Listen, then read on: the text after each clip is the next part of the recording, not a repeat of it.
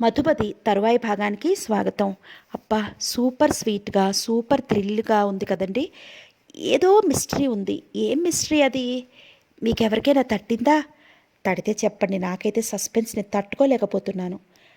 కమల్లో ఏదో అయిందండి. మొత్తానికి ఎంత ఆలోచించినా నాకైతే అర్థం కావట్లేదు. సో వెంటనే చదివేసి పార్ట్స్ పెట్టేస్తున్నాను సస్పెన్స్ తట్టుకోలేక. కాకపోతే ప్రతి 700 వ్యూస్కి పబ్లిక్ చేస్తాను వీడియోని. సరేనా? కథలోకి వెళ్ళిపోదాం. బిందురేఖ ఆలోచించి ప్రభాకరానికి తన దగ్గర ఉద్యోగం ఇచ్చింది. ఏ ఉద్యోగం లేకపోతే అతను ఏమైపోతాడు అని. ఆమెకు సెక్రటరీగా ఉద్యోగం రావటంతో ప్రభాకరానికి చాలా సంతోషమైంది. మధుపతి సంతోషించింది. ఈ విషయం తెలిసిన విమలమ్మ కూతుర్ని మందలించింది. నీకేమైనా బుద్ధుందా లేదా? ఒక హంతకుణ్ణి తీసుకొచ్చి నీ దగ్గర ఉద్యోగం ఇస్తావా? మమ్మీ, ఎందుకు మమ్మీ? అతన్ని ఉద్యోగంలో నుండి తీసేస్తావా లేదా? అంది ఆవిడ. నేను నా కంఠంలో ప్రాణం ఉండగా ఉద్యోగంలో నుండి అతన్ని తీసేయను, ఖచ్చితంగా చెప్పేసింది.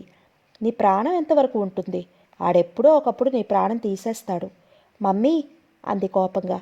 నీ ప్రాణమే కాదు, అందరి ప్రాణాలు ఒకేసారి తీసేసి ఇల్లంతా దోచుకుపోతాడు. మమ్మీ, అనవసరంగా అతన్ని ఎందుకు అనుకోవడం? అతని మంచితనం ఇప్పుడు నీకు తెలీదు, తర్వాత తెలుస్తుంది. తెలుస్తుంది. బిందురేఖ మరి ఇక తల్లితో వాదించదలుచుకోలేదు. ప్రభాకరం ఉద్యోగంలో జాయిన్ అయిపోయాడు. తల్లికి తండ్రికి ఇష్టం లేదు. అయినా ఏమనలేక మౌనం వహించారు. ప్రభాకరం జాయిన్ అయ్యాక బిందురేఖకు కొంచెం తీరిక చిక్కినట్లయింది. అతను అన్ని పనులు చాలా చురుగ్గా చేసేయసాగాడు. బిందురేఖ పెళ్లి నిశ్చితార్థం ముందు రోజు ఆ పార్టీ విషయాలు, ఆ పనులు కూడా అతను చురుగ్గా చూడసాగాడు. ప్రభాకరానికి మాధవికి బట్టలు పంపించి పార్టీకి రమ్మంది బిందురేఖ. మాధవి నెలలైపోయి ఉండటం వలన రాలేకపోయింది. ప్రభాకరం ఆ బట్టలు వేసుకోకపోతే ఒకళ్ళిచ్చినవి ఎందుకు అనుకుంటే మధుమతి ఆ బట్టలు వేసుకోమని చెప్పింది. బిందురేఖ మనసు మంచిది అంటూ. ఆమె మాటలు వినగానే వెంటనే సరే అన్నాడు. విమలమ్మ మధుమతి కోసం మంచి చీర ఒకటి తీసింది.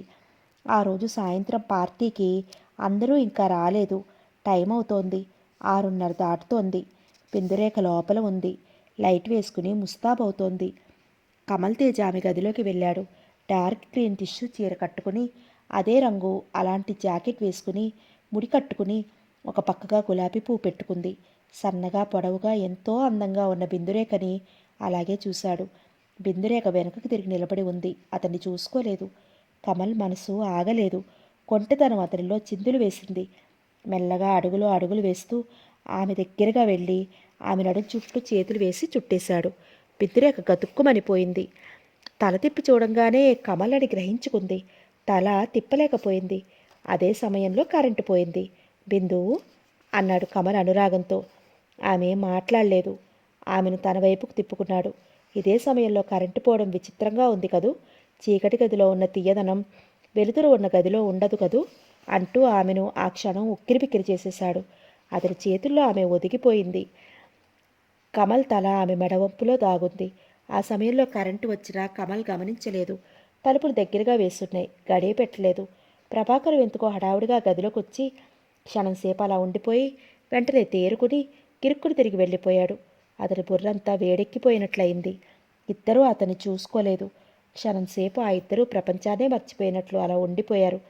బిందు, అంటూ కమల్ ఆమె వైపు చూశాడు. అంతే, ఒక్కసారి షాక్ తిన్నట్లయిపోయాడు. అతని చేతుల్లో ఒదిగిపోయింది ఆ క్షణంలో బిందురేఖ కాదు, మధుమతి. మధు, అన్నాడు కంగారుగా, గాబరాగా. ఆమె కంగారు పడలేదు, భయపడలేదు. అలా పరీక్షగా అతని వైపే చూడసాగింది.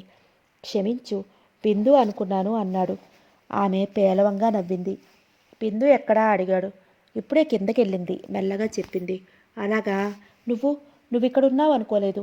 నన్ను క్షమించు, ఈ విషయం అంటూ ఆగిపోయాడు. ఏమిటి చెప్పండి, అంది. విందుకి ఈ విషయం తెలియనివ్వకు, ఆమె కోపం వస్తుంది అంటూ చెప్పి వెనుతిరిగాడు. మధుమతి చప్పున అతడు చేయి పట్టి ఆపింది. మీరు తప్పు చేశాననుకుంటున్నారా? అడిగింది సూటిగా. అతను ఆగిపోయి అలా ఉండిపోయాడు క్షణంసేపు. పొరపాటున ఇలా జరిగిందన్నాడు మెల్లగా. అతని చేతిని వదిలిపెట్టింది. కమల్ అక్కడి నుంచి వెళ్ళిపోయాడు. అతను వెళ్ళిపోయాక మధుమతికి దుఃఖం ఆగలేదు. చేతుల్లో ముఖం దాచుకుని వెక్కి వెక్కి ఏడవసాగింది. అలా ఎంతసేపు ఏడ్చిందో ఆమెకే తెలియలేదు. ప్రభాకరం అప్పుడే ఆ గదిలోకి వచ్చినట్లు వచ్చాడు. తలుపు దగ్గర చప్పుడవటంతో త్రుళ్ళిపడి తల ఎత్తి చూసింది మధుమతి. ప్రభాకరం రావడంతో కంగారు పడి గబగబా కళ్ళు తుడుచుకుని మామూలుగా ఉండడానికి ప్రయత్నించింది. మీరు ఇక్కడున్నారా ప్రశ్నించాడు. అవును అన్నట్లు తల ఊపింది. బిందురేఖ గారు క్రింద ఉన్నారు. కరెంటు పోవడంతో ఈ గదిలో ఏ పక్కన పోయిందో కరెంటు చూసి రమ్మంటే వచ్చారు. ఆమె అక్కడ ఉన్నారు అంటూ చెప్పాడు. అలాగా అన్నట్లు తల ఊపింది. బాత్రూంలోకి వెళ్ళి సింక్ దగ్గర ముఖం కడుక్కొని తిరిగి కాటుకు పెట్టుకుని ఏడ్చినట్టుగా ఎవరికీ తెలియకుండా గదిలో నుంచి బయటకు వచ్చింది. బిందురేఖ గోల్డ్ టిష్యూ అదే రంగు చీర జాకెట్ వేసుకుని ముడికి చుట్టుకుంది. ఒకవైపు గులాబీ పువ్వు పెట్టుకుంది. బిందురేఖ తెల్లగా పొడవుగా అందంగా నాజుగ్గా ఉంటుంది. ఏమో ఏ చీరైనా చాలా అందంగా కనిపిస్తుంది. చెవులకి జోకాలు పెట్టుకుంది. మెడలో ముత్యాల హారం వేసుకుంది. Kamal Tej white full suit వేసుకున్నాడు. మెడలో టై కట్టుకున్నాడు. కాళ్ళకి నిగలాడే బూట్లు. కమల్ తేజ్ తెల్లగా పొడవుగా దర్జాగా ఉన్నాడు. స్టేజ్ మీద డ్యాన్స్ మొదలైంది. డిన్నర్కి వచ్చిన వాళ్ళు అందరూ బిందురేఖ కమల్ తేజ్ని చూసి వాళ్ళ జంట చూడముచ్చటగా ఉందని, త్వరలో పెళ్లి కూడా జరిగిపోవాలని అంటూ ముచ్చటపడి వాళ్ళని దీవించసాగారు. కమల్ మనసు ఎందుకో అంత బాగోలేదు. మనిషిలో ఉత్సాహం మాయమైంది. ప్రభాకర్ కమల్ని ఆ రోజే పరీక్షగా చూశాడు. కమల్ తేజ్ అంతే ఇతనా అనుకోసాగాడు మనసులో. అతనికి ఏదో గుర్తుకు వచ్చినట్లయింది. ఎందుకో ప్రభాకరానికి కమల్ అంటే మంచి అభిప్రాయం ఏర్పడలేదు. కమల్ చూపులు అన్నీ మధుమతి మీదే ఉన్నాయి. దూరంగా ఒక చోట నిలబడి ఉంది. అలా బొమ్మలా ప్రభాకరం కమల్ని మధుమతిని ఒక కంట గమనిస్తూనే ఉన్నాడు. కమల్ బిందురేఖకు మెల్లగా ఏదో చెప్పాడు. ఆమె నవ్వుతూ తన స్నేహితురాలను ఒక ఆమెను పిలిచి ఏదో చెప్పింది. ఆమె నవ్వుతూ వెళ్ళిపోయింది. కాసేపటికి డ్యాన్స్ అయిపోయింది. తెర పడిపోయింది. మైకులో చెప్పారు, ఇప్పుడు శ్రీమతి మధుమతి పాంచజన్యం ఒక పాట పాడతారు అని. అందరూ చప్పట్లు కొట్టేశారు. మధుమతి మొదట ఎవరో అనుకోసాగింది. తర్వాత తనే అని తెలిసి ఉలిక్కిపడి కంగారు పడిపోయింది. ఆమె వచ్చి మధుమతిని బలవంతంగా లాక్కెళ్ళింది. మధుమతి బిందురేఖ వైపు చూసింది. ఆమె వెళ్ళమన్నట్లు నవ్వుతూ కళ్ళతో సైగ చేసింది. పురుషోత్తం గారు కూడా ఆమెను పాట పాడమనటంతో ఏమీ మాట్లాడలేకపోయింది. తెర పక్కకు తొలగింది. మైకు ముందు నిలబడింది మధుమతి. ఒక్క క్షణం అందరి వైపు చూసింది. ఆమె దృష్టి ఎదురుగా ఉన్న కమల్ తేజ్ వైపు, బిందురేఖ వైపు నిలిచింది. గుండెల్లో బాధ, సుడులు తిరుగుతున్న ఆ బాధని గుండెల్లో దాచుకుంటూ మెల్లగా పాడసాగింది. కలవారి ఇంట కళ్యాణం, ఈ కలవారి ఇంట కళ్యాణం అయితే కన్నులకే విందు అయితే, మా కన్నులకే విందు అవితే, భూదేవికి పండగ అవితే, మా భూదేవికే పండగైతే, ఆకాశానికే ముచ్చటైతే, నెలవంకకే అలక అయితే, మీ జీవితాలకి నిచ్చెన అయితే, చూడవచ్చిన వారికి వింత అయితే. ఆ పాట పాడే నాకు అంటూ పాటను పూర్తి చేయలేకపోయింది. అందరూ పాట ఎంతో బాగుందన్నట్లు ఆగకుండా ఒకటే చప్పట్లు కొట్టసాగారు. మధుమతి పాట పూర్తి చేద్దాం అనుకుంటుంటే కంఠం పైకి రావట్లేదు. మధ్యలో దివ్య మాట్లాడుతోంది. సారీ, ఈ పాట ఇలా పాడుంటే ఎలా ఉంటుంది?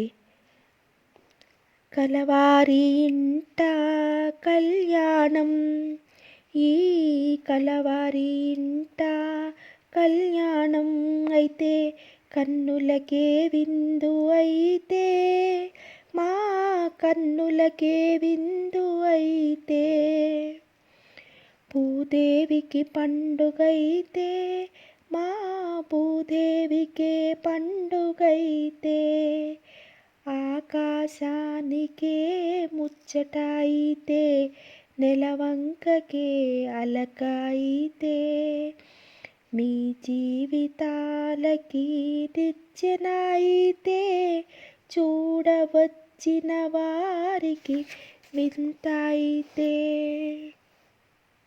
ఈ పాట పాడే నాకు అంటూ పాటను పూర్తి చేయబోతోంది. అందరూ పాట ఎంతో బాగుందన్నట్లు ఆగకుండా ఒకటే చప్పట్లు కొట్టసాగారు. మధుమతి పాట పూర్తి చేద్దామనుకుంటుంటే కంఠం పైకి రావటం లేదు. కళ్ళ ముందు మసకమసకగా కనిపిస్తూ కళ్ళకేం కనిపించడం లేదు. ఈ పాటను పాడే అంటూ పాడదామనుకుంటోంది. అంతే, ఆమెకు స్పృహ తప్పిపోయి అక్కడే మైకు ముందు కుప్పలా కూలి పడిపోయింది. అంతే, అందరూ ఆ ఆ అన్నారు. ఒక్కసారిగా లేచిపోతూ బిందురేఖ లేచి అటుగా పరిగెత్తింది. కమల్ తేజ్ ఒక్కొదుట అందరికంటే ముందు అటుగా పరిగెత్తి వెళ్ళాడు. పార్టీకి వచ్చిన డాక్టర్ గబగబా వెళ్ళి చూశాడు ఆమెను. She's all right due to weakness only she fainted, చిరునవ్వుతో చెప్పాడు డాక్టర్. అందరూ అలా చూడసాగారు. కమల్ తేజ్ మనసు అప్పుడు గాని కుదుటపడలేదు. ఆమెను లోపలికి తీసుకువెళ్ళి పడుకోబెట్టి మనటంలో ప్రభాకర్ ముందుకొచ్చాడు. కమల్ తేజ్ ఉండమని చెప్పి మధుమతిని చేతుల మధ్య లేవనెత్తి లోపలికి తీసుకెళ్లి మంచం మీద పడుకోబెట్టాడు. లేడీ డాక్టర్ ఆమెను పరీక్ష చేసింది. ఆమె చిరునవ్వు నవ్వుతూ కొద్దిగా నీరసంగా ఉంది అంతే, ఆమె ప్రెగ్నెంట్ అని చెప్పింది. బిందురేఖ ఏమీ మాట్లాడలేదు. అవతల అంతమంది వచ్చి ఉన్నారు. ఇక్కడ పాపం మధుమతి పడి ఉంది. ఏం చేయటానికి పాలుపోలేదు. కమల్ తేజ్ అవతలికి వెళ్ళిపోయాడు. కొద్దిసేపట్లో మధుమతి తేరుకుని కళ్ళిప్పి చూసింది. విమలమ్మ, పురుషోత్తం గారు అక్కడే ఉన్నారు. ఎలా ఉందమ్మా అంటూ ఆతృతగా అడిగారు. బాగానే ఉందండి అంటూ మంచం మీద నుండి లేచి కూర్చుంది. టైం అయింది, నేను వెళతాను. మా పాప చూస్తూ ఉంటుంది. ఇంకా పడుకోదు అంది మెల్లగా. అప్పుడే వెళ్ళిపోతావా? ఇంకా డిన్నర్ మొదలవ్వలేదు. డిన్నర్ అయ్యాక వెళ్ళిపోదు గాని అన్నారు ఆ దంపతులు. లేదండి, నేను వెళ్ళిపోవాలి అంది. ఎంత చెప్పినా వెళ్ళిపోవడానికే సిద్ధపడింది మధుమతి. ప్రభాకరం అన్నాడు, నేను ఆమెను ఇంటి దగ్గర దింపేసి వస్తాను అని. ఆ మాటకి పురుషోత్తం గారు అలా చూశారు. కమల్ తేజ్ ఏమిటి అంటూ అక్కడికొచ్చాడు. విషయం విని మధుమతికి తను చెప్పాడు ఉండమని. ఆమె వినలేదు. ప్రభాకర్ అలా అనటంతో అతను ప్రభాకరం వైపు చూశాడు. నువ్వు మధుమతిని తీసుకెళ్తావా? నీతో పంపిస్తాను అన్నట్టు చూశాడు కమల్. ప్రభాకర్ ఏమీ మాట్లాడలేదు. కమల్ వైపు చూడసాగాడు. అతని కళ్ళల్లో తీక్షణత ఎవరూ గమనించలేదు. విమలమ్మ వంట అతడికి చెప్పి మధుమతి కోసం క్యారేజీ బాస్కెట్ తయారు చేసి సిద్ధంగా పెట్టింది, కారులో పెట్టించమంటూ. మధుమతి అంటే ఆవిడికి ప్రాణం. పాపం ఇంటికి వెళ్ళి అయినా అందరూ తింటారు అని ఆవిడ ఉద్దేశం. ఒక్కరితో కారులో వెళ్ళగలవా అడిగింది బిందురేఖ. వెళ్ళగలను అన్నట్లు తల ఊపింది ఆమె. ఒక్కరితో ఎలా పంపిస్తాం? నేను వెళ్ళి దిగబెట్టి వస్తానన్నాడు కమల్. మీరా? ఇప్పుడు వెళతారా? ఆశ్చర్యంగా చూసింది బిందు. అవును, వెళ్ళి తొందరగా వచ్చేస్తానన్నాడు. బిందు ఏం మాట్లాడలేకపోయింది. ఆ సమయంలో అతను అక్కడ లేకుండా వెళ్ళటం ఆమెకి ఇష్టం లేదు. త్వరగా వచ్చేయండి, మీరు లేకపోతే బాగోదు. డిన్నర్కి అన్ని ఏర్పాట్లు అవుతున్నాయి అంది మెల్లగా. డిన్నర్ మొదలయ్యేసరికి వచ్చేస్తాను అంటూ చెప్పి డ్రైవర్ని వద్దు అని డ్రైవింగ్ సీట్లో కూర్చున్నాడు. ఫ్రంట్ సీట్లో అతని పక్కన మౌనంగా కూర్చుంది మధుమతి. ఆమెను తీసుకువెళ్తుంటే పురుషోత్తం గారి దంపతులు బిందురేఖ వేరే విధంగా ఏమీ అనుకోలేదు. నమ్మకం అయిన వాళ్ళు ఇంతమంది ఉండగా ఈ సమయంలో అతడే తీసుకెళ్లాలా అని మాత్రమే అనుకున్నారు. అంతే. కారులో మధుమతి ఏం మాట్లాడలేదు. మౌనంగా తనని కానట్టు అలా కూర్చుంది. కారు ఇంటి దగ్గర ఆగింది. కారులో నుండి మధుమతి దిగింది. క్యారేజీ బాస్కెట్ తీసుకోమని గుర్తు చేశాడు అతను. అయిష్టంగా తీసుకుంది వాటిని. తులసమ్మ లోపల నుంచే తొంగి చూసింది, కోడలు వచ్చిందేమోనని. కారు వెళ్ళిపోయింది. మధుమతి లోపలికి వచ్చింది. ఏమ్మా, పార్టీ అయిపోయిందా అడిగింది ఆవిడ. అయిపోయింది అత్తయ్య అంది మెల్లగా.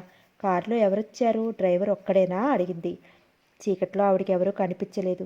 మధుమతి వినిపించుకోనట్టు లోపలికి వెళ్ళిపోయింది. ఆవిడ ఇంకేం ప్రశ్నించలేదు. బాస్కెట్లో నుండి పళ్ళు తీసి మనవరాలకి ఇవ్వసాగింది. పార్టీ హడావుడి అయ్యి 2 రోజులు కావస్తోంది. ఎవరి పనుల్లో వాళ్ళు లీనమైపోయారు. బిందురేఖ, భాస్కర్ రావు వాళ్ళ గురించి ప్రత్యేక శ్రద్ధ తీసుకుని అతని చేత మొదటి భార్యకు కేసు పెట్టించింది తెలివిగా. ఎలా అంటే సుందరి ఎవరికీ తెలియకుండా అతనికి ఉంపుడు గొత్తుగా ఉంటోంది. పెళ్లి చేసుకున్నారని మొదటి భార్య నోటీస్ ఇస్తే సుందరి భార్యగా కాక ఉంపుడుగత్తిగా ఉంటుందని తేలింది. అందుకుగాను అందరికీ తెలిసిపోయిన కారణంగాను సుందరి అవమానంతో ఆత్మహత్యకు తలపడింది. ఇన్నాళ్ళు నేను కుట్టుగా ఉన్నాను, నన్ను వీధిలో పెట్టారు, ఈ అవమానం నేను భరించలేక ఆత్మహత్య చేసుకుంటున్నాను అంటూ ఉత్తరం రాసి పెట్టింది. ఒంటి నిండా కిరసనాయిలు పోసుకుని చచ్చిపోయే సమయానికి పొగ వస్తుంది అని ఇరుగు పొరుగు వాళ్ళు వచ్చి చూసి ఆమెను రక్షించినట్టుగా అంతా బిందురేఖ అలా చేయించింది. నిజంగా కిరసనాయిలు పోయించుకున్నట్టు చేసి ఉత్తరం రాయించి పెద్ద గొడవ లేవదీసింది. దీనికి కారణం భాస్కర్ రావు అతని భార్య అని సృష్టించింది. భాస్కర్ రావు మొదటి భార్య మీద కేసు పెట్టాడు. తనని ఎన్నో విధాల భార్య దుఃఖపెట్టింది. ఆ కారణంగా దూరంగా ఉన్నాను ఆమెకు. స్త్రీ తోడు కావలసి ఒక ఆమెను తెచ్చుకున్నాను. సుందరి నాతో రహస్యంగా ఉంటుంది. ఈ విషయం పట్టబయలు చేసింది నా భార్య. సుందరికి ఇది అవమానంగా తోచి సిగ్గుపడి ఎవరికీ ముఖం చూపించలేక ఆత్మహత్యకు తలపడింది. దానికి సాక్షులు ఉన్నారు. ఆమె చనిపోదామని నిశ్చయించుకుని రాసిన ఉత్తరం కూడా జతపరుస్తున్నాను. ఇప్పుడు అందరూ నన్ను అంటున్నారు సుందరి చచ్చిపోవడానికి కారణం నేనని. ఈ పరిస్థితిలో నేనేం చేయాలి? సుందరిని మర్చిపోయి నా భార్యతో కాపురం పెట్టాలా? అలా అయితే సుందరి బ్రతకదు, చచ్చిపోతుంది. ఒకసారి ఆమెను తప్పించారు అందరూ. మరోసారి ఆమె మళ్ళీ ఆత్మహత్యకు పాల్పడితే ఎవరికి బాధ్యత? సుందరిని మర్చిపోవాలా? ఆమె జీవితం ఏం కాను. కోర్టు తీర్పు చెప్పమంటూ కాగితం రాసిపెట్టాడు. బెద్దురేఖ గెలిచేసింది. భాస్కర్రావు మొదటి భార్యకు విడాకులు ఇచ్చేయడానికి సుందరిని అతను రెండవ పెళ్లి చేసుకోవచ్చని కోర్టు వాళ్ళు తీర్పు ఇచ్చేశారు. భాస్కర్రావు సుందరి చాలా సంతోషించారు. సుందరి అప్పుడు 4వ నెల నడుస్తోంది. సుందరికి తల్లి కాబోతోంది అని సంతోషం ఆమెను చుట్టేసాగింది. బిందురేఖ విజయగర్వంతో ఇంటికొచ్చింది. తల్లికి తండ్రికి చెప్పింది తను ఈ కేసు గెలిచినట్లు. తల్లి విసుక్కుంది. కట్టుకున్న భార్యకు అన్యాయం చేసి అతడు మరోదాన్ని తెచ్చుకుంటే నువ్వు న్యాయం ఆలోచించకుండా రెండవ భార్యనే సపోర్ట్ చేస్తావా అంటూ. చూడమ్మా, నేను న్యాయం ఆలోచిస్తాను. ఎన్నో పెళ్ళి అయితే న్యాయం అని కాదు. అతను ఎవరి వల్ల నిజమైన ఆనందం సంతోషంతో రోజులు గడుపుతున్నాడు. అతను మంచివాడేనా, అతని భార్య మంచిదేనా అని ఆలోచించి అప్పుడు ఎవరి పక్షాన న్యాయం ఉందో ఆ న్యాయం కోసమే పోరాడతాను. ఈ లాయర్ బిందురేఖ అంటే న్యాయానికి మరో పేరు అనే అర్థం అంది నవ్వుతూ. తల్లి ఆమె మాటలకు ఏమీ అనలేదు. మౌనంగా ఊరుకుంది. మధుమతి పాపం తీసుకుని షాపుకి వెళ్ళింది గౌన్ కొందామని. అదే షాపుకి బిందురేఖ వచ్చింది. ఎవరి అమ్మాయికో పుట్టినరోజని గౌన్ కొందామని వచ్చాను అంది. మధుమతి బిందురేఖ ఇద్దరు కావలసినవి తీసుకుని డబ్బిచ్చేసి వచ్చేశారు. దూరంగా కారులో కమల్ తేజ్ ఉన్నాడు. మధుమతి అప్రయత్నంగా కూతురి వైపు చూసింది. పాప ఏటో చూస్తోంది. కారులో రండి, దిగబెట్టేస్తాను అని బిందురేఖ అంటే ఇంకా కొనవలసినవి ఉన్నాయి అంటూ అబద్ధం ఆడింది మధుమతి. బిందు వెళ్ళిపోయింది. అప్పుడు చూసింది పాప ఎదురుగా కారు వైపు, కారులో కూర్చున్న కమల్ వైపు. అంతే. మమ్మీ, డాడీ అరుగో, మమ్మీ డాడీ అరుగో అంటూ చేయి పెట్టి చూపిస్తూ. తప్పు అంది కూతురు చేయిపట్టి ఆపుతూ. వాళ్ళు చూడలేదు. కారు వెళ్ళిపోయింది. పాప ఏడుపు లంకించుకుంది డాడీ వెళ్ళిపోయారు అంటూ. ఆటోలో ఇంటికొచ్చేశారు. ఇంటికొచ్చేసిన పాప ఏడుపు ఆపలేదు. మనవరాలు ఏడుస్తుంటే ఆవిడ కంగారుగా వచ్చింది. ఎందుకు ఏడుస్తోంది, ఏం కావాలమ్మా అంటూ ఎత్తుకుంది. డాడీ అంది. డాడీయా అందావిడ. డాడీని చూశాను అంటూ ఏడుస్తూ చెప్పింది. డాడీని చూసావా, నిజమా? అమ్మాయి మధు అంటూ కోడల్ని పిలిచింది ఆతృతగా. ఏంటత్తయ్యా అంటూ అక్కడికి వచ్చింది. అబ్బాయి కనిపించాడా అడిగింది. లేదత్తయ్యా, పాప చెప్తోంది. దాని మాటలకేంలేండి, మీరు నమ్మకండి. ఎవరో భార్యాభర్తలు ఇద్దరు కారులో వస్తే దూరం నుండి చూసి డాడీ డాడీ అంది. నిజమా అన్నట్లు ఆవిడ మనవరాలి వైపు చూసింది. లేదు, డాడీ కనిపించారు. మమ్మీ అబద్ధం చెప్తోంది. నేను చూశాను, మమ్మీ మాట్లాడింది అంటూ చెప్పసాగింది. ఏంటే పాప ఎలా అంటోంది అన్నట్టు ఆవిడ కోడలి వైపు చూసింది. పాప ఏడుస్తుంటే పాప వైపు చూడసాగింది. మీరు నమ్మకండి, అదేదో వాగుతూ ఉంటుంది. ఆయన కనిపిస్తే నేను ఊరుకుంటానా, ఆయన ఊరుకుంటారా చూసి అంది అక్కడి నుంచి వెళ్ళిపోతూ. అక్కడే ఉంటే ఆవిడ ఇంకేం ప్రశ్నలు వేస్తుందో అని తులసమ్మ కోడల మాటే నమ్మింది. పసిపిల్లకి ఏం తెలుసు. దూరం నుండి చూసి వెర్రిముండ వాళ్ళ నాన్న అనుకుంటూ జాలిపడి మనవరాలి తల నిమిరిందావిడ. మీ నాన్న అయితే ఇంటికి రారా తల్లి చెప్పు అంటూ ముద్దులాడింది. మనవరాలికి అన్నం తినిపించి భుజం మీద వేసుకుని జో కొట్టి పడుకోబెట్టింది. కళ్ళు తుడుచుకుంటూ కోడలతో అంది. అమ్మాయి, ఇలా ఎన్నాళ్ళు ఉంటాం అబ్బాయి కనిపించకుండా? ఏం చేద్దామంటావు అంది ఆవిడ. ఏం చేస్తాం, మన తలరాత ఎన్నాళ్ళు, అన్ని రోజులు అంతే, మనం ఏం చేయలేం అంది. మళ్ళీ ఓ ఆదివారం వెళ్ళి వెతికిరా అమ్మా, అబ్బాయి కనిపిస్తాడేమో. నాకేమో బెంగగా ఉంటోంది. నువ్వు చూస్తే ఒట్టి మనిషివి కాదు. ఈ విషయం అబ్బాయికి తెలిస్తే ఎంత సంతోషపడిపోయి ఉండేవాడో. నువ్వు మాత్రం ఎన్నాళ్ళు ఇలా ఉద్యోగం చేస్తావు? నెల నిండాక చేయగలవా? ప్రసవించాక వెళ్ళగలవా చెప్పు. నన్ను ఏం చేయమంటారు అత్తయ్య? నా పరిస్థితికి నేనెంత కుమిలిపోతున్నానో మీకు తెలియదు అంది కన్నీళ్లతో. నా తల్లి, నాకు తెలుసమ్మా నీ బాధ అంటూ కోడలు దగ్గరికి తీసుకుని ఓదార్చింది. ఆవిడకి దుఃఖం ఆగలేదు. ఏం చేస్తుంది? ఎవరున్నారని చెప్పుకుంటుంది? భర్త పోయాక కొడుకు మీదే పంచప్రాణాలు పెట్టుకుని బతుకుతోంది. ఆ కొడుకు ఇప్పుడు ఇంతవరకు కనిపించలేదు. ఆవిడ గుండె పగిలిపోతోంది. అయినా బాధని మింగుకోవడానికే ప్రయత్నిస్తోంది. కమల్ తేజ్ బిందురేఖకు చెప్పించి మధుమతి వద్దు అంటున్నా వాళ్ళ ఇంట్లో అవుట్ హౌస్లోకి మకాం మార్పిచ్చేశాడు. మధుమతికి ఇష్టం లేదు. పురుషోత్తం గారు కూడా సరే అని మధుమతిని వాళ్ళ అవుట్ హౌస్లో ఉండమన్నారు. తులసమ్మ మనస్ఫూర్తిగా ఇష్టపడింది. అక్కడ అంత దూరంలో ఉండే కంటే వీళ్ళు ఏ కష్టం వచ్చినా పిలిస్తే పలుకుతారనుకుంది. ఇంటిగల వాళ్ళు మంచివాళ్ళైనా వీళ్ళు దగ్గర ఉంటే అదో ధైర్యం. ఇంటిగల వాళ్ళు సామాన్లు, కుర్చీ, టేబుల్ అలాంటివి తిరిగి ఇచ్చేసి ఉన్న సామాన్లతో ఈ ఇంటికి మారిపోయారు. బిందురేఖ వాళ్ళ ఇంటికి వెనకవైపుగా ఉంది. ఆ ఇంటికి ఈ ఇంటికి సంబంధం లేదు. ఆ ఇల్లు చిన్నది అయినా అందంగా శుభ్రంగా ఉంది. ఫర్నిచర్తో సహా ఉంది. విమలమ్మ కూడా వారికి అవుట్ హౌస్ ఇవ్వడానికి మనస్ఫూర్తిగా అంగీకరించింది. 2 రోజులు గడిచిపోయాయి. ప్రభాకరం భార్యను హాస్పిటల్లో చేర్పించి ఆ రోజు అతను సెలవు పెట్టాడు. మాధవికి ఆ రాత్రి కొడుకు పుట్టాడు. తల్లి బిడ్డ కులాసాగా ఉన్నారు. మన్నాడు అతను ఆఫీస్కి వస్తే బిందురేఖ మరో 4 రోజులు వరకు రావద్దు అని చెప్పి వర్క్ అంతా తనే చూసుకోసాగింది. ఆ రోజు ఉదయం పురుషోత్తం గారు కారు తీసుకు వెళ్ళిపోయారు. ఏదో అర్జెంటు పని ఉందంటూ. బిందురేఖ ఎవరినో కలుసుకోవాలంటూ ఆమె కూడా త్వరగా వెళ్ళిపోయింది. మధుమతి ఇంకా ఆఫీస్కి టైం అవ్వకపోవడంతో వెళ్ళలేదు. అదే సమయంలో కమల్ కారులో వచ్చాడు. విమలమ్మ చెప్పడంతో సరే వెళ్ళిపోయారా అంటూ అతను వెనుతిరిగి వెళ్ళబోతూ ఆగి మధుమతి ఆఫీస్కి వెళ్ళిపోయిందా అని అడిగాడు ఆవిడ్ని. ఇంకా లేదనుకుంటాను బాబు అంది. ఆ మాటకి ఒకరిని పిలిచి నౌకర్ని పిలిచి మన అమ్మగారు ఉన్నారు, మధు అమ్మగారు ఉన్నారో లేరో చూసిరా అంటూ పంపించాడు. నౌకర్ తిరిగి వచ్చి ఉన్నారు బాబు, ఇప్పుడే ఆఫీస్కి వెళ్ళబోతున్నారంటూ చెప్పాడు. అయితే రమ్మను, నా కారులో డ్రాప్ చేస్తాను అంటూ కబురు చేశాడు. నౌకరు వెళ్ళి చెప్పడంతో మధుమతి మెల్లగా అక్కడికొచ్చి నువ్వింకా ఆఫీస్కి వెళ్ళలేదా అడిగాడు అతను ఆమెను. లేదు అన్నట్టు తల తిప్పింది. పద నిన్నక్కడ డ్రాప్ చేస్తాను అంటూ లేచాడు. అతన్ని అనుసరించింది మధుమతి. వాళ్ళిద్దరూ వెళుతుంటే విమలమ్మ అలా చూడసాగింది. కమల్కి మధుపై ఎందుకు ఇంత శ్రద్ధ అనుకుంటూ. కమల్ మనసు మంచిది, అతను ఎవరి విషయంలో అయినా జారి చూపిస్తాడు అనుకోసాగింది. ఆ విషయం మర్చిపోవాలనుకుంటుంటే ఆ ఇంటి అందరికీ మరో విషయం తలెత్తింది. కమల్ తేజ్కి 2 కార్లున్నాయి. ఫియట్ కార్ ఎక్కువ వాడడు. పురుషోత్తం గారితో మధుమతి ఆఫీస్కి వెళ్ళాలి అంటే కుదరదు. ఆయనదో టైము, ఆమెదో టైము. ఆయన అన్ని పనులు చూసుకుని ఆఫీస్కి వెళ్తారు. అలాగే బిందురేఖ కూడా ఆమెకు ప్రత్యేకంగా కారు ఉన్నా ఆమెకు ఒక టైం లేదు. ముందుగా వెళ్ళిపోతుంది లేదా ఆ టైంకి వెళ్ళిపోతుంది. మధుమతి ఒకరితే బస్సులో వెళ్ళి వస్తుంది. టైంకి ఎవరైనా బయలుదేరితే వాళ్ళతో వెళుతుంది, లేకపోతే లేదు. అది గ్రహించిన కమల్ ఫియట్ కారు మధుమతి కోసం పురుషోత్తం గారి ఇంటికి పంపించేశాడు, డ్రైవర్తో సహా. అందరికీ ఆశ్చర్యం వేసింది. ఆమె చేస్తున్న ఉద్యోగం సెక్రటరీ. ఆమె కోసం ప్రత్యేకంగా కారా? ఎవరితో అయినా తీసుకెళ్తూ ఉంటారు, లేకపోతే లేదు.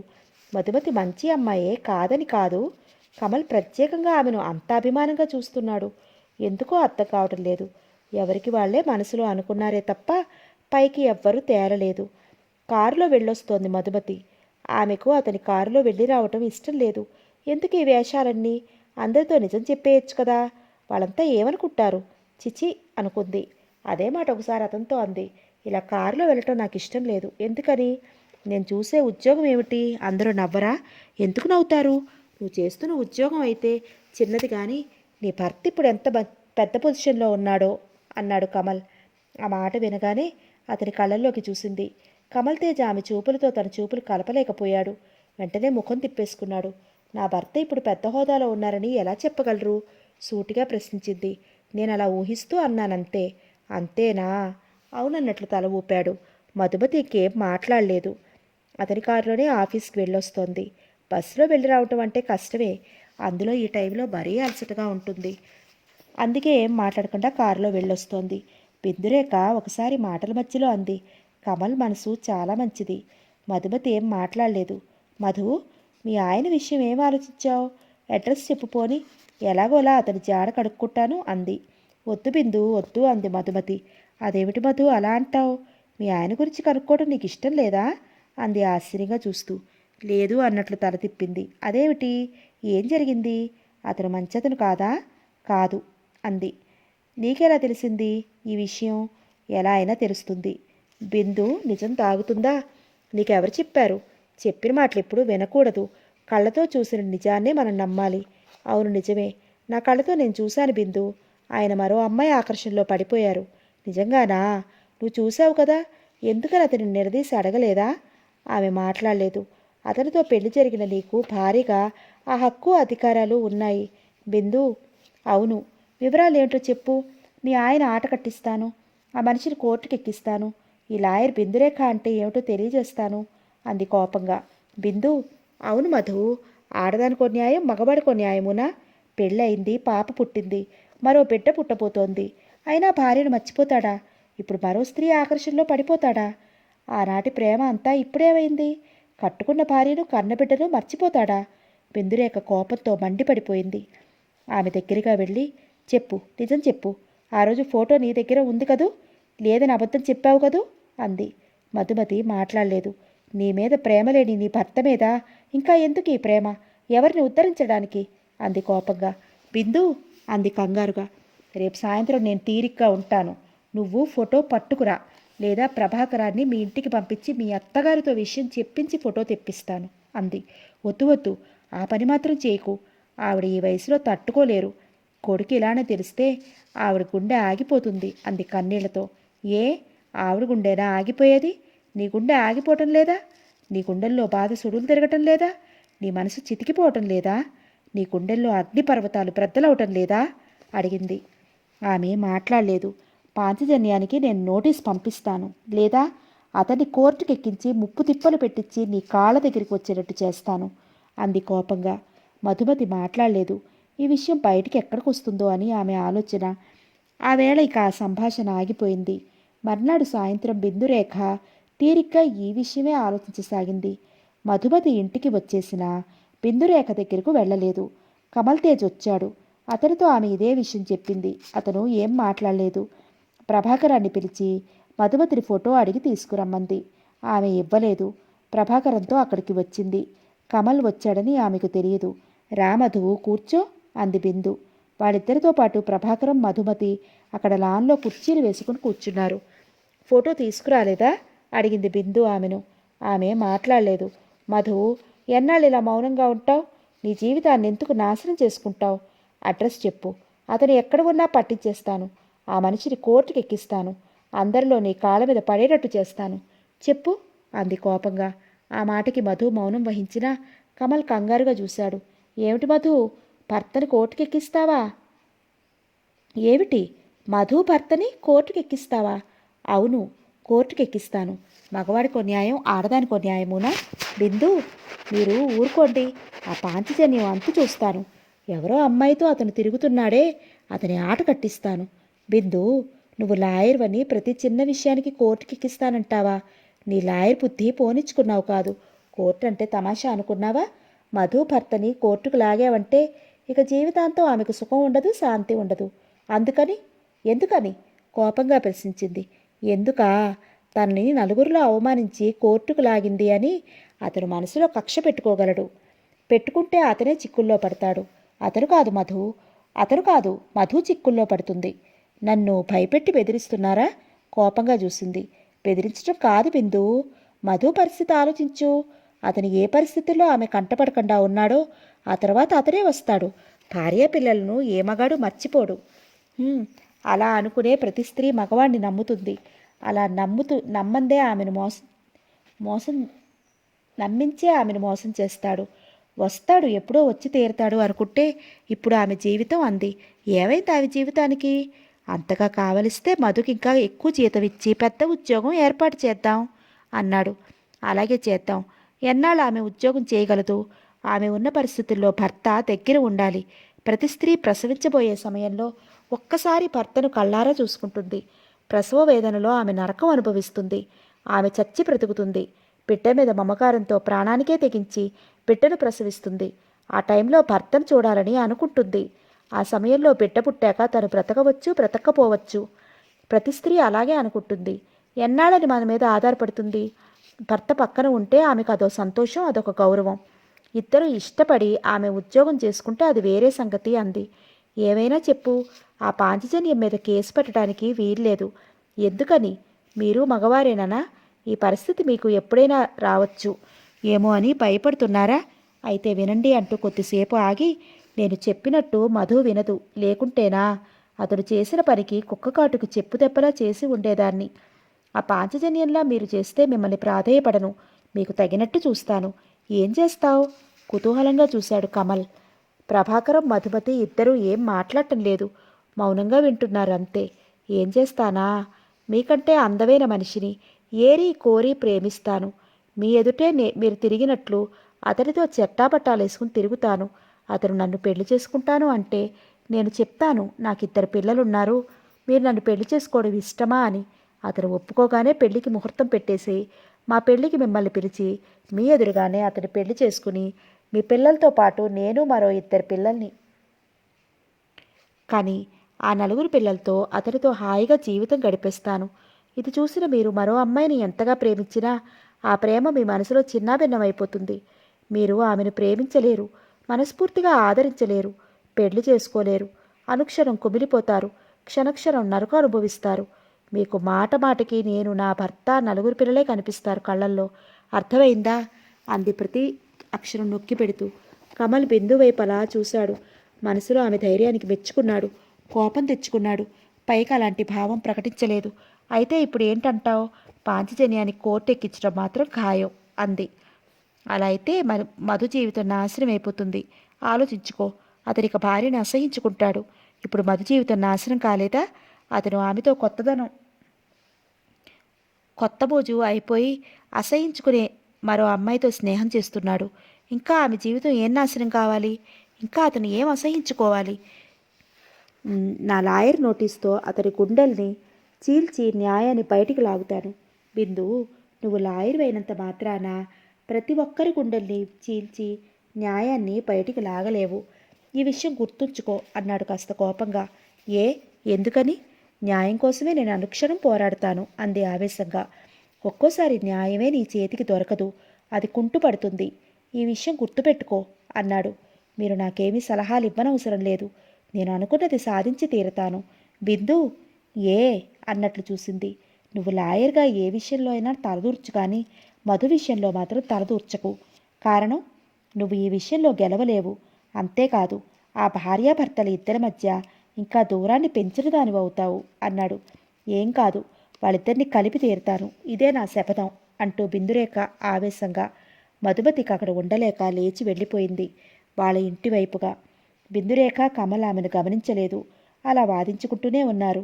ప్రభాకరం మాత్రం ప్రతి మాట శ్రద్ధగా వినసాగాడు. మధుమతి కళ్ళనీళ్లతో అక్కడి నుంచి వెళ్ళిపోవటం గమనించాడు.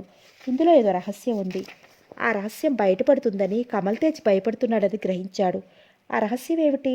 భర్తను ఇంతగా ప్రేమించిన మధు కమల్ దగ్గర అంత భయమర్చిపోతుందా? ఏదో రహస్యం ఉందనుకున్నాడు. ఆ రహస్యం ఏమిటో అతనికి అంత చిక్కలేదు. కమల్ తేజ్ వెంటనే లేచి అక్కడి నుంచి విసురుగా వెళ్ళిపోయాడు.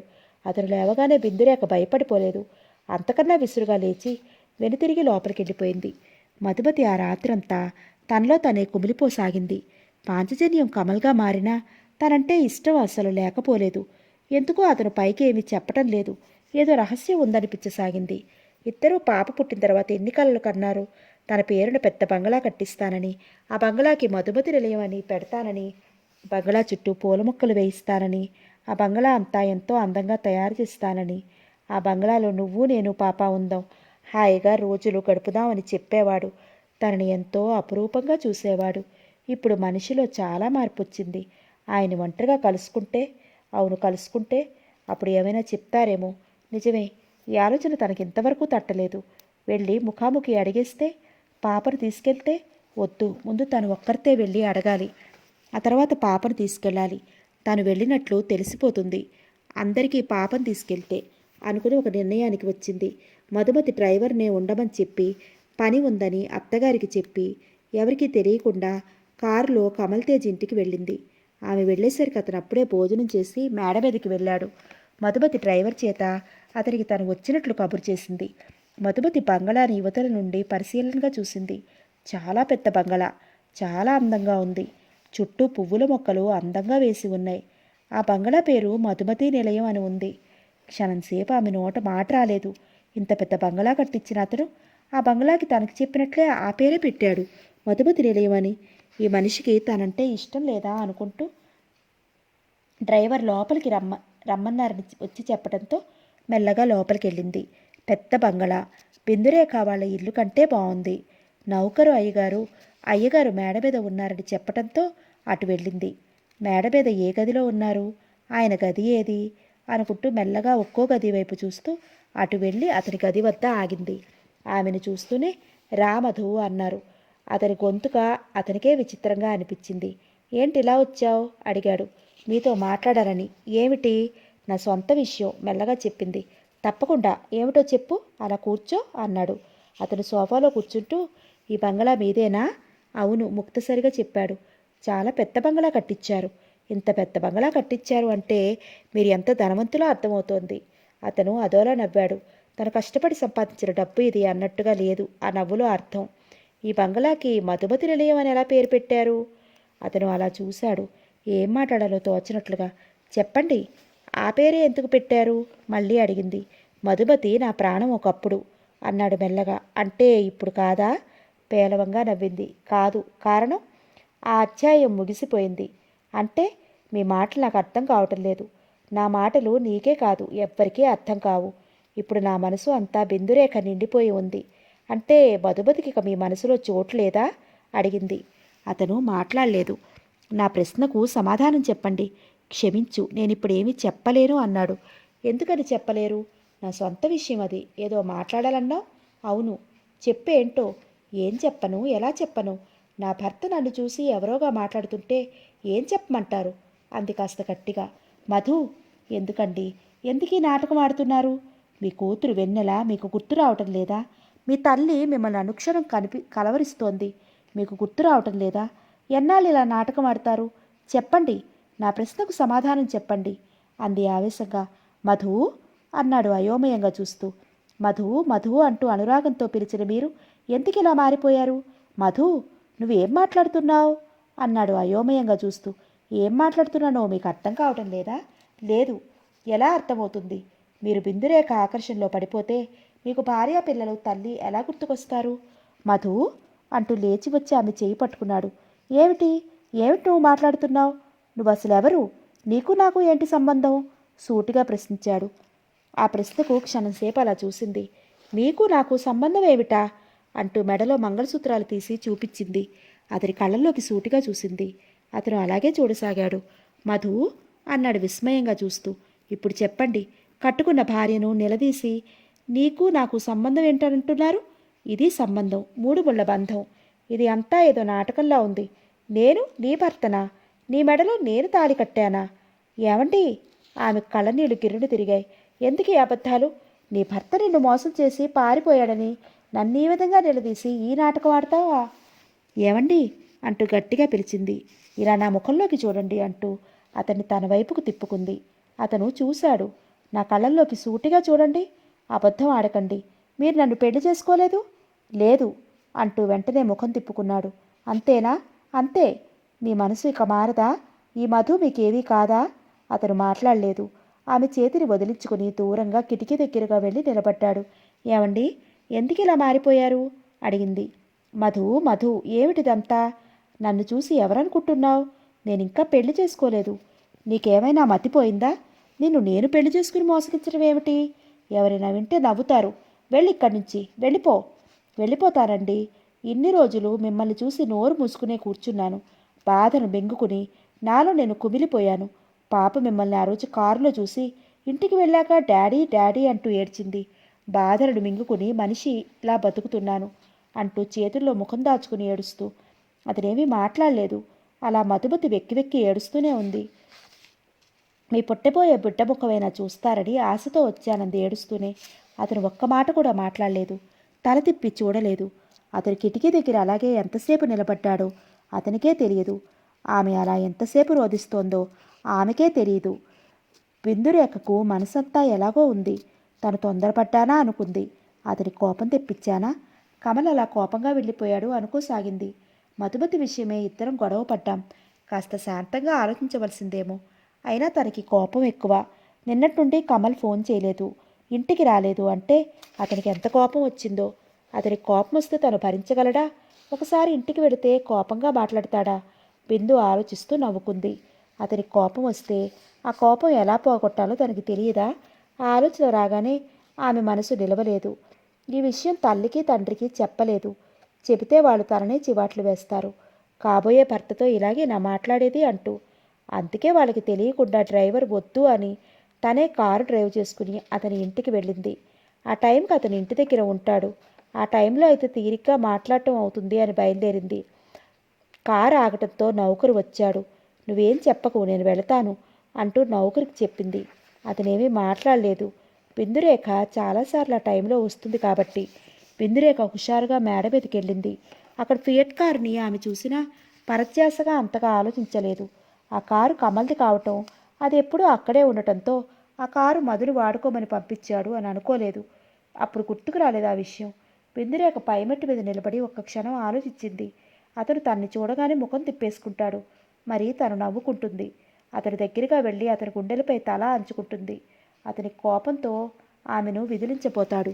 తను అతన్ని రెండు చేతులతో అలాగే చుట్టేసి అతన్ని అతుక్కుపోతుంది. అతనికి ఇంకా కోపం పోకుండా ఉంటుందా?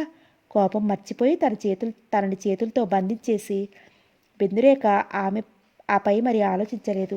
సిగ్గుతో ఆమె చెంపలు కెంపులయ్యాయి. తను కోర్టులో ఉన్నప్పుడు, కేసు గురించి ఆలోచిస్తున్నప్పుడు, క్లయింట్స్ వచ్చినప్పుడు ఈ ఆలోచనలన్నీ రావు. అతను గుర్తుకు వచ్చినా సిగ్గు అనే మాట ఉండదు. ఆలోచిస్తూ మెల్లగా అతని గది సమీపించింది. ఆ గది తలుపులు దగ్గరగా వేసి ఉన్నాయి. అప్పుడే నిద్రపోతున్నారా ఈయనగారు అనుకుంటూ తలుపు తట్టబోయింది. గదిలో మాటలు వినపడుతున్నాయి. ఆమె కనుబొమ్మలు ప్రశ్నార్థకంగా ముడుచుకున్నాయి. ఇప్పుడు ఎవరొచ్చారా అన్నట్లు. లోపల నుండి ఎవరో అమ్మాయి గొంతుకు వినిపిస్తోంది. ఎవరొచ్చారు? ఈ సమయంలో తలుపులు వేసుకుని మాట్లాడేటంత రహస్యమేముంది? ఎవరా అమ్మాయి అనుకుంటూ ఆగిపోయింది. అలాగే నిలబడిపోయి లోపల నుండి మాటలు వినిపిస్తున్నాయి. స్పష్టంగా వినిపించడం లేదు. కిటికీ దగ్గరికి వెళ్ళింది. అప్రయత్నంగా కిటికీలో నుండి తొంగి చూసింది. ఆ క్షణం తన కళ్ళను తనే నమ్మలేకపోయింది. మధుమతి ఎందుకొచ్చింది? ఇతనితో ఏం పని? ఈ సమయంలో రావటానికి కారణం అనుకుంటూ అలా చూసింది. మధుమతి అతని దగ్గరగా నిలబడి ఉంది. ఏమండి, ఈ మధుమతి మీకు ఏమీ కాదా? చెప్పండి, నా ప్రశ్నకు సమాధానం చెప్పండి అంటూ అతని గుండెల మీద వారిపోయింది. మధు అన్నాడు ఆమె మోచేతుల దగ్గర పట్టుకుంటూ. మిమ్మల్ని విడిచి నేను బ్రతకలేనండి. మీకు దూరంగా ఉండలేనండి. మధు, నువ్వేమైనా చెప్పు, కానీ నా మనసంతా ఇప్పుడు బిందురేఖే ఉంది. ఆమె అంటే నాకు ప్రాణం అంటూ చెప్పటం వింది. బిందురేఖ అలా నిలబడిపోయింది. ఏమండి, ఇంతేనా మీరు చెప్పే మాట? ఇదేనా అంటూ అతని గుండెలపై వాలిపోయింది. కమలేమీ మాట్లాడలేదు. మధుమతి చాలాసేపు అలా ఏడుస్తూనే ఉంది. బిందు మనసంతా అదోలా అయిపోయింది. ఇద్దరికీ పరిచయం ఉందా? ఆయనకు మధు అంటే ఇష్టం ఉండేదా? ఇప్పుడు లేదా? అంటే తన పరిచయంతో మధుని మర్చిపోయారా? ఆమెకు పెళ్ళయిందని చెప్పింది. భర్త పేరు పాంచజన్యం అని చెప్పింది. ఆ మాటలన్నీ అబద్ధాలా? ఎందుకు అలా చెప్పింది? ఒకవేళ ఆమె పెళ్లికి ముందు కమల్ని ప్రేమించిందా? అతను ఆమెను ప్రేమించాడా? ఆమె పెళ్ళైపోగానే అతని మనసు మారిపోయిందా? బిందురేఖకు ఎంత ఆలోచించినా అసలు విషయం అంతు చెక్కలేదు. మధుమతి వెళ్ళిపోవడానికి సిద్ధపడింది. బిందురేఖ క్షణం ఆలోచించి అక్కడి నుంచి వెనక్కి వచ్చేసింది. నిజం తేలే వరకు తను వాళ్ళిద్దరి విషయం తెలిసిందని చెప్పకూడదు. తను అక్కడికి వచ్చినట్లు తెలియకూడదని మధు కంటే ముందు ఆమె వెళ్ళిపోతూ నౌకరికి చెప్పి వెళ్ళిపోయింది. తను వచ్చినట్లు అతనికి చెప్పవద్దు అంటూ. నౌకరు సరే అన్నాడు. బిందురేఖ ఆ రాత్రంతా నిద్ర పట్టలేదు. కమల్ గురించి పూర్తిగా తనకేమీ తెలియదు. పరిచయం అవ్వకముందు అతను చెప్పిందంతా గుర్తుకు వచ్చింది. కమల్ తేజ్ తల్లిదండ్రులకి ఒక్కగానొక కొడుకు. చాలా ధనవంతులు. రంగూన్లో ఉండేవారప్పుడు. కొడుకుని ఎంతో ప్రేమగా పెంచారు ఆ తల్లిదండ్రులు. మూర్తిగారు అతని తండ్రి. తల్లి పేరు రత్నావతమ్మ. కమల్ తేజ్కి 15 సంవత్సరాల వయసులో తండ్రి తల్లితో కారులో ఎక్కడికో వెళ్ళి వస్తున్నాడు. కారు యాక్సిడెంట్ అయింది. ముగ్గురు రక్తం మడుకులో పడిపోయారు. ముగ్గురు చనిపోయారని అందరూ అనుకున్నారు. వెంటనే మూర్తిగారు చనిపోయారు. మర్నాడు రత్నావతమ్మ చనిపోయింది. ఇంకా కొద్దిసేపట్లో కమల్ చనిపోతాడనే అనుకున్నారు. అందరికీ అదే విషయం చెప్పేశారు. ఆ అబ్బాయి చనిపోయినట్లే. కమల్ తేజ్ బ్రతికి బయటపడ్డాడు. అతను బ్రతికినా చాలామంది అతను బ్రతికినట్లు తెలియదు, చనిపోయాడనే అనుకుంటున్నారు. కమల్ తల్లిదండ్రుల కోసం చాలా రోజులు బెంగ పెట్టుకున్నాడు. మనిషి కాలేకపోయాడు. చిన్నతనం ఎవ్వరూ లేరు. ఆ బెంగతో రోజులు గడిపాడు. మూర్తిగారి స్నేహితుడు రంగూన్ నుండి మరో ఊరు వెళ్ళిపోతున్నాడు. తల్లి తండ్రి లేని అతనికి జనార్దనం గారు చాలా ప్రేమగా చూసేవారు. నువ్వు మాతో వచ్చేస్తావా అని అడిగితే అలాగే వచ్చేస్తాను అనటంతో వాళ్లతో పాటు తీసుకెళ్ళిపోయారు. అక్కడే అతను డబ్బుని జాగ్రత్త చేసి అన్నీ అతని పేరును పెట్టించేశారు ఆయన న్యాయంగా. జనార్దనం గారి కూతురు ఒక్కతే. ఆమె పేరు మధుమతి. ఇద్దరూ ఒక మాట మీద ఉండేవారు. కమల్ డబుల్ ఎంఏ చదివాడు. మధుమతి ఎంబీబీఎస్ చదివింది. అప్పుడు ఇద్దరికీ పెళ్లి చేయాలనుకుంటుండగా జనార్దన్ గారు సడన్గా పోయారు. మధుమతి తన ఆస్తి అంతా కూడా కమల్ పేరున అతను వద్దన్నా పెట్టేసింది. కంపెనీ ఒకటి పెట్టారు. మిగతా కంపెనీలో షేర్లు తీసుకున్నాడు. ఆ డబ్బుని ఇంకొంత డబ్బుగా ఇంకా పెంచసాగాడు. మధుమతి ఒకరోజు వింత కోరిక బయటపెట్టింది. ఇద్దరం విదేశాలు వెళ్ళిపోదామా అని. ఇద్దరమూనా? ఇక్కడ ఈ బిజినెస్లు ఎవరు చూస్తారు నవ్వాడు. పోనిద్దు, మనం కొద్ది రోజులు అక్కడ ఉండొద్దాం. నాకు డాక్టర్గా అక్కడ కొద్ది రోజులు ఉండాలనిపిస్తోంది. నీకు నిజంగా అలా అనిపిస్తే నువ్వు వెళ్ళకూడదా? నేనా? ఏ? నిన్ను వదిలి నేను వెళ్ళగలనా? అతడు నవ్వాడు. పెళ్ళి ఇంకా కాలేదుగా, అందుకే భయం. కొంటెగా నవ్వింది. అంతే? కాస్త కోపంగా చూశాడు. నువ్వు అసలే అందమైన వాడివి, నేనిక్కడ లేకపోతే నువ్వు అంటూ నవ్వింది. అలా అంటేనే నాకు కోపం వస్తుంది అన్నాడు. కోపం వచ్చిందా? కోపం రాదా? నేను ఎటువంటి వాడినో తెలుసుకోకుండా అలా మాట్లాడుతుంటే తప్పైపోయింది, క్షమించు. అతను నవ్వాడు. కమల్ అతని మెడ చుట్టూ చేతులు వేసింది. ఇద్దరికీ ఒకరిని వదిలి ఒకరు ఉండటం ఇష్టం లేదు. అయినా మధుమతి ఫారిన్ వెళ్ళి రావడానికి నిశ్చయించుకుంది. ఆమె సరదాని ఎందుకు కాదనాలి? అందుకే వెళ్ళి రమ్మని అన్ని ఏర్పాట్లు చేశాడు. సంవత్సరం తర్వాత ఆమె వచ్చేయడానికి, ఆమె వచ్చాక ఇద్దరూ పెళ్లి చేసుకోవడానికే నిశ్చయించుకున్నారు. మధుమతి ఫారిన్ వెళ్ళిపోయింది. ఆమె వెళ్ళిన తర్వాత అతనిలో హుషారు తగ్గిపోయింది. రోజులు లెక్కపడుతూ అలా గడపసాగాడు. సంవత్సరం తిరిగి వచ్చింది. ఈలోగా ఎన్నో ఉత్తరాలు ఇద్దరి మధ్య నడిచాయి. ఆ ఉత్తరాలలో తను రాత్రంతా అక్కడే ఉన్నట్టు ఆమె రాస్తే, రాత్రంతా నువ్వు నా చేతుల మధ్యనే ఉన్నావని అతను రాసేవాడు. ఆ సంవత్సరం ఎప్పుడు గడుస్తుందా అని ఆతృత. వాళ్ళు కోరుకున్నట్లే సంవత్సరం గడిచిపోయింది. మధుమతి వచ్చేస్తున్నట్లు ఉత్తరం రాసింది. ఈలోగా అతను ఆలోచించుకుని ఒక స్థలం కొన్నాడు. ఆ స్థలంలో పెద్ద బంగళా కట్టించాడు. మధుమతి వచ్చేసరికి ఆ బంగళా పూర్తవ్వాలి. మధుకి ఈ విషయం తెలియకూడదు అనుకుంటూ ఒక్క ఉత్తరంలో కూడా ఆమెకి ఈ విషయం తెలియనివ్వలేదు. తను తన పెళ్ళి ఈ బంగ్లాలో జరగాలి అనుకున్నాడు. బంగ్లా పనులు త్వరగా పూర్తి చేయించసాగాడు. ఖరీదైన ఫర్నిచర్, ఖరీదైన కార్పెట్స్ వేయించాడు. ఖరీదైన కర్టెన్స్ కొన్నాడు. బంగ్లా చాలా అందంగా తయారు చేయించాడు. మధుమతి రాగానే చాలా ఆశ్చర్యపోతుంది అని అతని ఊహ. మధుమతి మర్నాడు ఫ్లైట్కి వస్తుంది. బంగ్లాకు మధుమతి నిలయం అని పేరు పెట్టాడు. మర్నాడు గురించి ఆలోచిస్తున్నాడు. ఫ్లైట్ దిగిన తర్వాత ఆమె కన్నుల్లో కాంతి తను చూడాలి. ఆమె తన కన్నుల్లో కాంతి చూడాలి అని ఆలోచిస్తున్నాడు.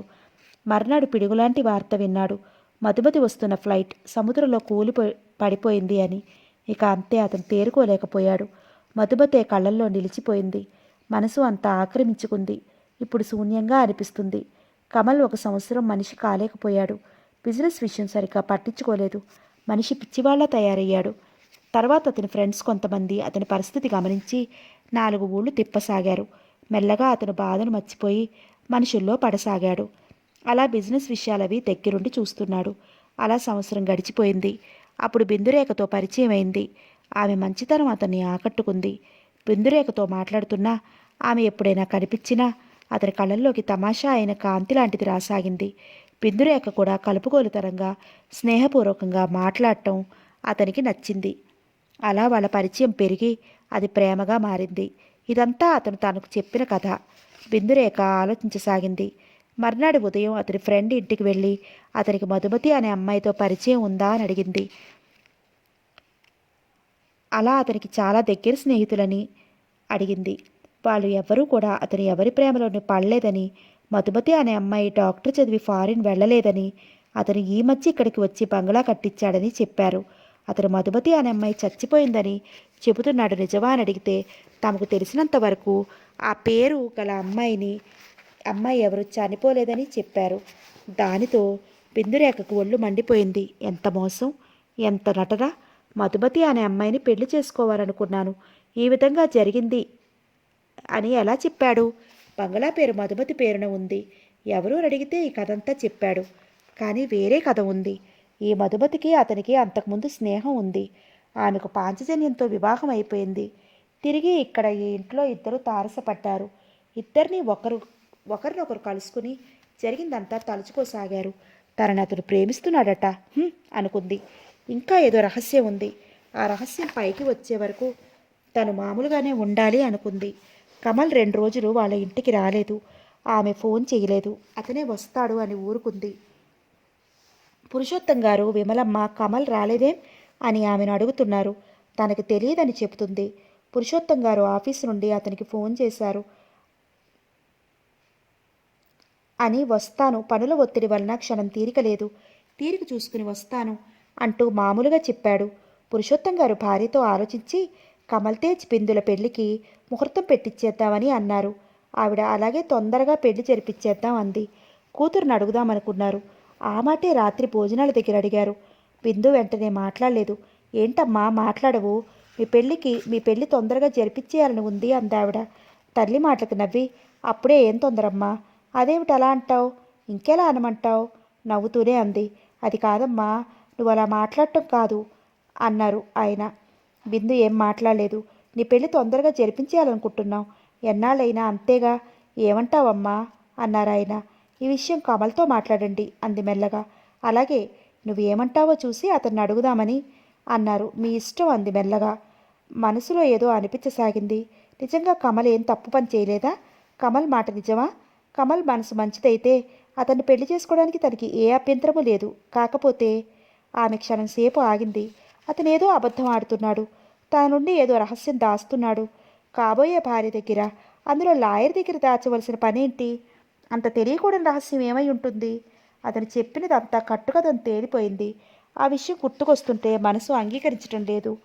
అతన్ని పెళ్లి చేసుకున్న తర్వాత ఇవే మాటలు గుర్తుకు వస్తే అతని తను మనస్ఫూర్తిగా ప్రేమించగలదా? అతనితో సంతోషంగా కాపురం చేయగలదా? ఇప్పుడు ఏవైనా అంటే తల్లిదండ్రులు మరోలా అనుకుంటారు. తనది తొందర స్వభావం అని. నిజానికి అది తప్పు.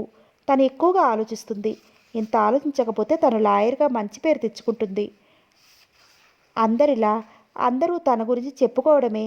తల్లిదండ్రి అలా ఆలోచించరు. అనవసరంగా అందరినీ ఏదో అనేస్తుంది అనుకుంటారు. కమల్ ఆ రోజు ఇంటికి వచ్చాడు. బిందు ఎదురుపడింది. నవ్వుతూ పలకరించాడు. అతని నవ్వులో మాటలో కల్మషం లేదనిపించసాగింది. అతనేమీ జరగనట్టు మామూలుగా మాట్లాడసాగాడు. తను మామూలుగానే మాట్లాడింది. పురుషోత్తం గారు తరువాత పెళ్లి గురించి అడిగితే, అతను మీ ఇష్టం అండి. మీరెప్పుడు మా పెళ్లి జరిపిస్తే అప్పుడే చేసేసుకుంటాను. నాకేమీ అభ్యంతరం లేదు. నా ఉద్దేశం పెళ్లి తొందరగా జరిగిపోతే మంచిదనిపిస్తోంది అన్నాడు మెల్లగా. ఆ మాట వినగానే పురుషోత్తం గారు చాలా సరదా పడిపోయారు ఈ విషయం విని. బిందు ఏమీ మాట్లాడలేకపోయింది. పురుషోత్తం గారు కమల్ తేజ బిందురేఖల పెళ్లికి ముహూర్తం పెట్టించేశారు. వాళ్ళ పెళ్లి సరిగ్గా 1 నెల రోజుల మీద 5 రోజులు ఉంది. పురుషోత్తం గారికి విమలమ్మకు సంతోషంగా అనిపించసాగింది. మధుమతి ఆఫీస్కి వెళ్తోంది. బిందురేఖ ఆమెతో మామూలుగానే మాట్లాడుతోంది.